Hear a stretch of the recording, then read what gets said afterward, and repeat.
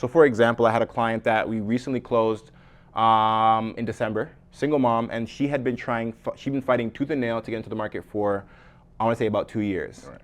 Her problem was great credit, solid enough down payment. She already knew where she wanted to move. The numbers make sense on paper. The reason why it was so difficult for her for the 2 years was because she's an entrepreneur. Got it. And her income on paper looks one way, but how she actually conducts herself from a business standpoint is much better than that. And some banks were struggling to recognize that. So they would pretty much give her a mortgage approval much lower than she should really be earning. Yeah. How do you get around that? How you get around is, and that's exactly why I'm glad that I'm in my chair where I have access to multiple different scenarios and different resources and different programs. Yeah. So we took it to a lender that specializes in self-employment income. And because they were able to look at her bank statements as opposed to what income is on her tax documents, because let's be real, most entrepreneurs, we're not declaring every single dollar of income and paying taxes on it. Don't tell them that. I'm unapologetic about it. Find me. Don't tell them that. You know? I claim everything, guys. CRA, if you're listening, all right? Everything. Everything. But so what was really important for that situation was finding a bank lender that was going to be able to recognize from her bank statements, hey, you've got invoices here, you've got a very clear flow of income coming into this account, your business account.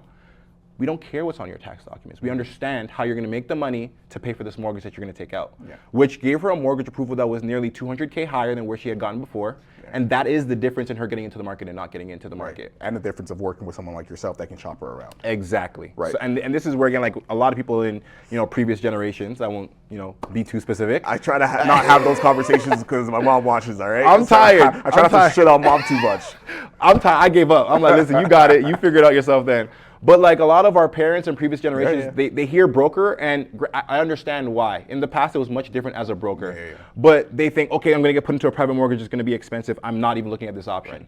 But now, mortgage brokers have access to everybody, banks included, and it's actually to your detriment to not use them. Because if you're someone that's like, you know what, I've been with the Green Bank for all my life, and they've never steered me wrong. These are the conversations I'm having. Is what I'm saying. I've had them. I know. I know. It is its own battle. But when you do that, you pigeonhole yourself to only what that bank can do for you. And there's many situations where that bank might not be able to assist you in the best way according to what you want to achieve. And you're really only just hurting yourself. So having access to a broker who has access to everything for you is the best way to get the results. And also, like, many people are like, okay, the cost, the broker's gonna charge me a very huge fee.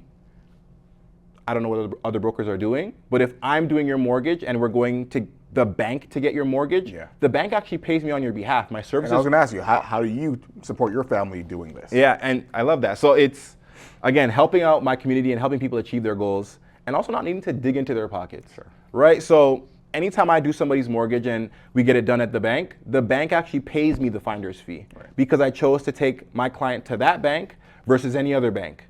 And that means that I don't have to charge the client directly because the bank is paying me.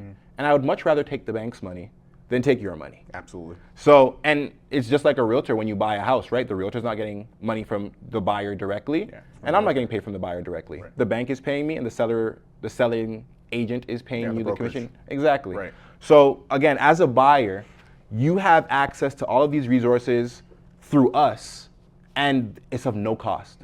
So again, like, just making sure that you're having the conversations. Debunk the myths, please. Like, I'm here for it because that's all, right? It's a lot of people being held back by themselves. And I know a lot of people want to point fingers that it's unfair, it's really expensive out there, and granted, all those things are true. But there are also a lot of things that are out here that are here to help you overcome those hurdles. You just got to get educated. Exactly, and reach out, have a conversation.